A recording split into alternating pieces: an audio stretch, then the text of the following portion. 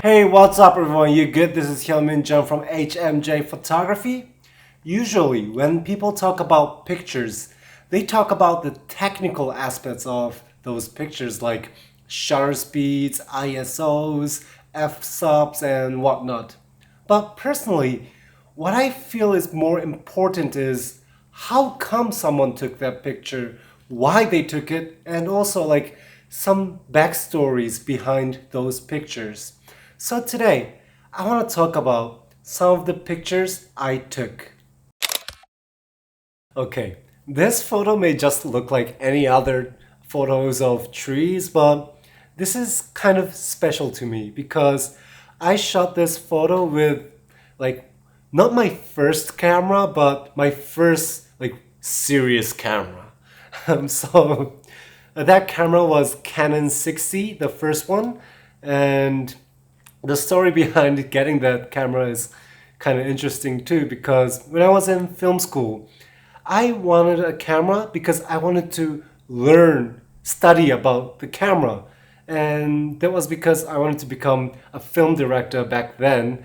And I thought it was important, necessary to know more about the camera. So what I did was I wrote an essay asking for the school to give me a discount on tuition so that I can buy a camera.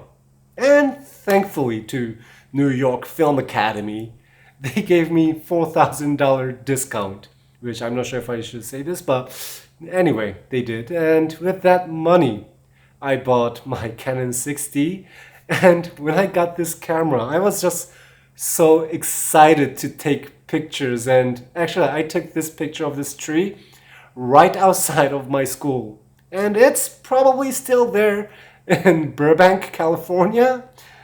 So, yeah, that's why this photo is so special to me. And I mean, you might say it's like any other picture of a tree, but I think it's pretty good.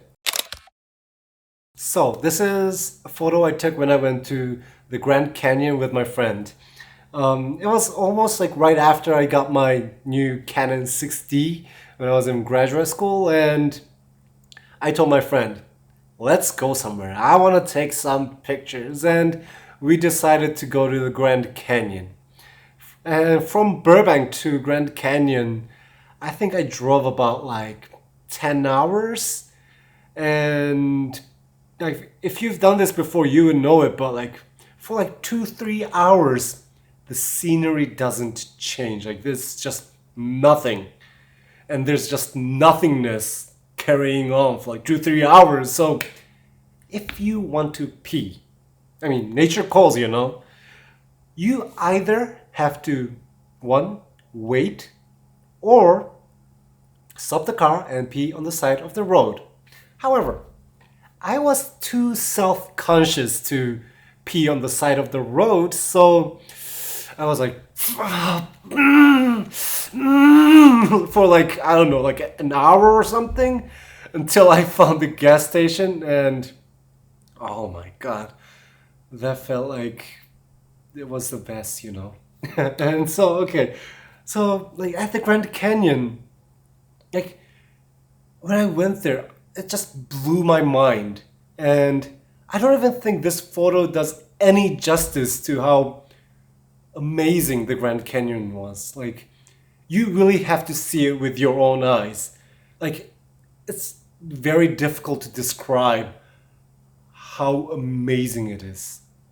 And, like, when I see this picture right now, like, I think, like, of course, it was when I first got my serious camera, so like my technique wasn't so good and my equipments were like not so good and everything, but and because like the only lens that I had back then was the kit lens that came with the camera, and I took this photo. So there are so many things that if I went there now, like I could improve, but it's still very special to me, and it will keep being special to me. Okay, this is a picture of a spider and its web. Um, I hate spiders or any insects in general. Like, if it touches any part of my body, I will scream like a 5-year-old girl. Trust me, I will, and my wife knows that. But I don't know. Like when I saw this spider while me and my wife was on a walk, um, I thought I had to take the picture, and I used my macro lens, so I went super close to it, and I was like, "Please don't jump, please don't jump, and please don't jump." I was so scared, and took this picture. Well, like to me, like this photo is kind of special because I try to push my limits. I mean, maybe some of you might think it's just a spider, but like to me, it's a big deal. Trust me, it's a big deal. And I think like in lives, like there are a lot of moments that you kind of need to do this. Like you're so scared and you don't want to do something, but you gotta push yourself to do it, and what you get from it might be very rewarding. This is a photo I took when I was in New York. At the time, I was just waiting for my friend, and I always have my camera with me, so I was just bored, so I just started snapping and snapping, and that was it at the moment, at the time. I didn't think it was so special, and I even almost deleted this picture, but thankfully I didn't, and I just stored it in my hard drive, and I completely forgot about it for a couple years. And a couple months ago, like I was looking back at some of the pictures I took in the past and found this picture. And I was like, wow. Like, I mean, I remember that it didn't feel so special back then, but to me, right now, like, it felt so special. Like, sometimes some pictures you take may feel like it's not so special, but give it a time and it can become something special.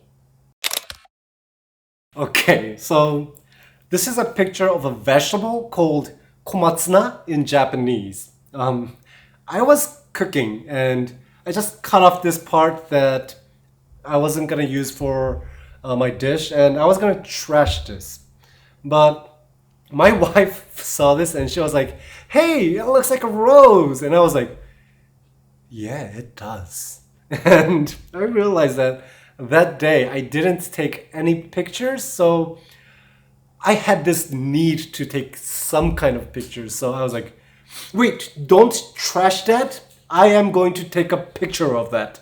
So she didn't trash it, and after dinner, I put this in like this little studio kind of box, and with a proper lighting and a freaking macro lens, I took this picture. By the way, this is a part of a vegetable that I was going to trash, but that became a picture that I'm like weirdly very proud of. So yeah, like you never really know like where you can find the inspiration of your art. Well, that's it for today. I really hope that you enjoyed my photos and my stories. Please like, subscribe, and share. Until next time.